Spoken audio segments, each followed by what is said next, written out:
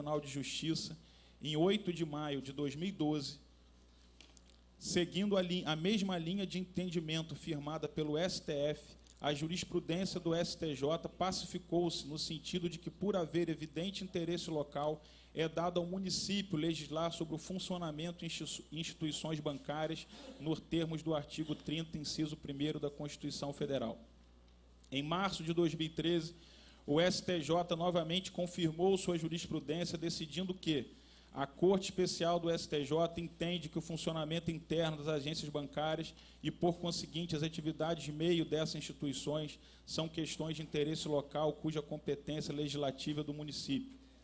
Pela mesma ratio, o referido tribunal, enfrentando a questão de tempo de espera na fila das agências bancárias, assentou: compete ao município legislar sobre a fixação do período máximo de permanência de clientes na filas de agências bancárias e na aplicabilidade da súmula número 19 do STJ ao caso dos autos. O ministro Teório Albino Zavascki, à época do STJ e hoje ministro do Supremo Tribunal Federal, do Superior Tribunal Federal, afirmou a validez da norma municipal desde que esta não disponha sobre política de crédito, câmbio, seguros, transferência de valores, conforme previsto no artigo 22, inciso 7º da Constituição Federal. Também não regulou a organização ou funcionamento no âmbito do sistema financeiro nacional ou as atribuições de instituições financeiras. Após análise rigorosa da jurisprudência do STJ, verifica-se que, apesar da súmula 19 não ter sido formalmente cancelada, seu entendimento já foi por demais superado. A referida súmula é de 90, isto é, foi editada há mais de 20 anos, não mais refletindo como amplamente demonstrado o entendimento do tribunal sobre o tema. Desta feita, a jurisprudência do STJ é no sentido de o município estar autorizado a legislar sobre o funcionamento em instituições bancárias nos termos do artigo 30, inciso 1º da Constituição Federal. No âmbito do Supremo Tribunal Federal, é corrente que os municípios têm competência para regulamentar o atendimento ao público em instituições bancárias, uma vez que se trata de matéria de interesse local, asseverando ainda que o município, ao assim legislar, apoia-se na sua competência material, estando abalizado na autonomia conferida pela Constituinte, conforme se depreende abaixo. Na realidade, o município, ao assim legislar, apoia-se em competência material que lhe reservou a Constituição da República, cuja prática autoriza essa mesma pessoa política a dispor, em sede legal, sem qualquer conflito, com as prerrogativas fiscalizadoras do Banco Central sobre tema que reflete assunto de interesse eminentemente local. A. Seja aquele vinculado ao conforto dos usuários de serviços bancários. B. Seja aquele associado à segurança da população do próprio município. C. Seja aquele concernente à estipulação de tempo máximo de permanência em filas nas agências bancárias. E D. Seja ainda aquele pertinente à regulamentação edilícia, vocacionada a permitir ao ente municipal o controle das construções, com a possibilidade de impor para esse específico efeito determinados requisitos necessários à obtenção de licença para construir ou edificar. Segundo o ministro Celso de Mello, o ponto nodal para saber se a competência da União dos municípios é a seguinte: se a norma dispor sobre controle de moeda, política de crédito, câmbio, segurança e transferência de valores ou sobre organização, funcionamento e atribuições de instituições financeiras, a competência da União. Contudo, se a lei limitar-se a disciplinar em bases constitucionalmente legítimas, assunto de interesse evidentemente municipal, veiculando normas pertinentes à adequação dos estabelecimentos bancários à competência do município. Confira-se in verbis.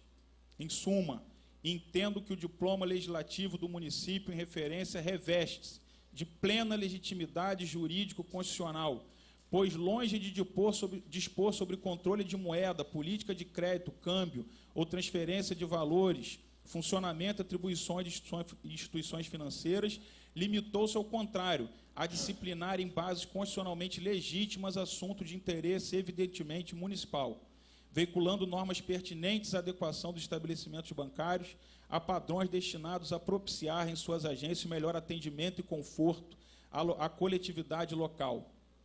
Tudo em estrita harmonia com o magistério jurisprudencial que esta Suprema Corte firmou em matéria hora em exame.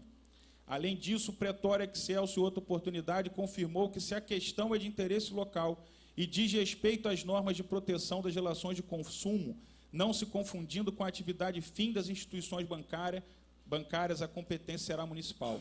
Assim, não há qualquer ofensa ao artigo 192 da Constituição ou à Lei 4595 de 64, porquanto não se está legislando sobre o sistema financeiro nacional, cuja competência é da União e exige-se lei complementar.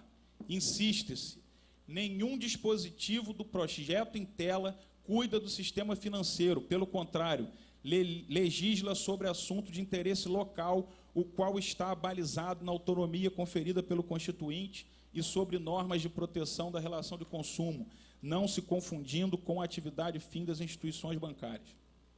Por fim, neste diapasão, alguns precedentes do STJ e STF e STJ. Relatório do ministro Eros Grau, acórdão do ministro João Otávio de Noronha, relatório do ministro Luiz Fux, relatório do ministro Eliana Calmon, relatório do ministro Teóris Zavascki. Diante do exposto, opinamos no sentido de que não seja mantido o veto integral ao projeto de lei número 030/2013. Esse é o nosso entendimento acerca do assunto em tela, sem embargo de eventuais posicionamentos em sentido contrário. Macaé, 11 de junho de 2013, Karina Druz Neto, técnico legislativo, Marcelo Andrade Bittencourt, analista legislativo. É de lei, né? Senhor presidente, demais vereadores, público presente, funcionários dessa casa, imprensa. Primeiramente, fazer aqui, só para a gente relembrar o que a gente está votando. Essa casa aqui, mesmo sendo muitos aqui sabedores de decisões passadas, de outras legislaturas, de outros procuradores, aprovou por unanimidade, algumas semanas atrás, um projeto de lei queria fazer com que os bancos não mais abrissem as suas portas só às 11 horas. Ele iria abrir às 10 horas, sendo que de 10 às 11 só entraria no banco o idoso, a gestante, o portador de necessidade especial e a mãe com criança de colo. Numa tentativa muito clara da gente conseguir oferecer definitivamente um atendimento prioritário a essas pessoas, que não cansam de reclamar que hoje aquela fila preferencial não as contempla. Aquela fila, muitas das vezes, é mais lenta do que a fila comum.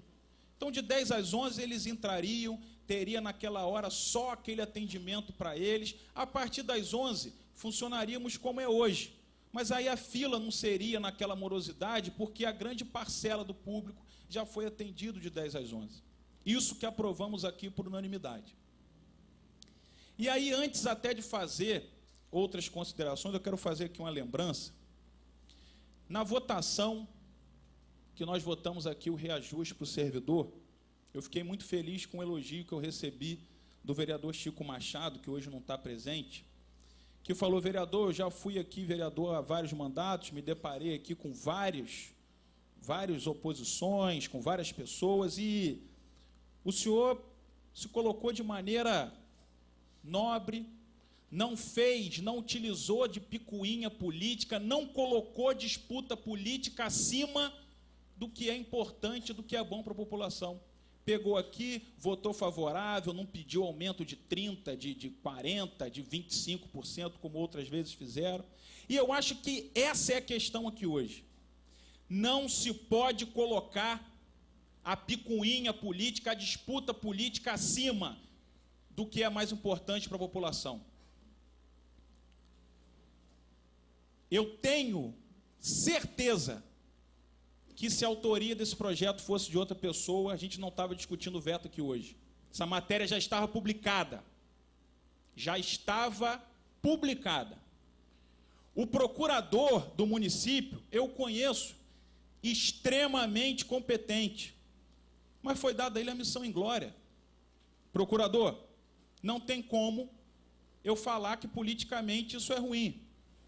Então, se virem argumentos E ele é um ótimo advogado, ele não é mágico. Então ele veio com a justificativa de uma decisão do STJ de 1990. Os nossos técnicos legislativos, que também são muito competentes, o trabalho deles foi fácil. Uma pesquisa mínima no Google traz todas as decisões recentes, e aqui eu li todas. Não é decisão de 90, não, que não tem mais validade. É decisão de 2012, 2013, do STF, do STJ. Mas vamos considerar aqui o seguinte. Vamos considerar que, mesmo assim, a gente está em dúvida. Será que quem está certo juridicamente? Eu não tenho dúvida nenhuma. Os julgados estão aí. Mas vamos supor que essa divergência nos trouxe a dúvida. Senhores, na dúvida, essa casa tem que ficar do lado da população. É do lado de quem está precisando de um atendimento preferencial de verdade. E que se faça discussão jurídica lá fora, que os bancos, esses bancos que arrecadam bilhões e bilhões de reais e têm condição de oferecer um atendimento decente, que eles colocam o corpo jurídico deles para derrubar. Mas nós, vereadores, e o Poder Executivo não pode fazer isso, com julgados tão importantes e tão claros aqui. É isso que eu lamento. Foi somente a picuinha política que foi o olhar colocado na análise desse projeto e no envio desse veto para casa. E é isso que eu lamento muito, por isso eu peço, acredito que essa não é uma matéria de governo, essa é uma discussão que saiu aqui de dentro dessa casa, que nós aprovamos por unanimidade, não envolve o funcionamento da máquina. Então que hoje, os vereadores aqui, vamos votar com suas consciências, vamos dar esse presente para a população, vamos fazer esse enfrentamento com os bancos, porque a população precisa de um atendimento digno nos bancos do município. É dessa forma que eu me coloco, dessa forma que eu defendo a matéria, senhor presidente. Foi mantido o veto com 14 votos a favor e 2 contrários. Justificação de voto. Justificativa de voto, vereador Igor Sardinha. Senhor presidente, eu venho aqui só reafirmar, acho que a palavra é tristeza, porque, com toda sinceridade, para mim essa matéria não era matéria para disputa política, para entrar, as justificativas foram, e não foi por falta de brilhantismo e inteligência dos parlamentares, não, foi porque não tem justificativa. E é isso que é difícil. Isso que é difícil. Para mim, esses movimentos, a casa não ficaria de forma alguma desmoralizada em aprovar uma matéria como essa. Os julgados que dão sustentação a isso são claros. A juridicidade é clara. E mesmo quem tenha que levante o contrário, nunca estaríamos envergonhados por estarmos fazendo a defesa de algo que beneficia a população na rua. E em relação às questões envolvendo a secretaria, que não tinha nem a ver com a discussão da matéria, eu tenho inúmeros projetos de lei que não vieram a essa casa, porque foram considerados inconstitucionais, aí eu transformei em indicação, coloquei nessa casa, enfim. Então, é fruto da tentativa de tumultuar e colocar uma cortina de fumaça no que há de mais grave, que é um voto contrário à população de Macaé.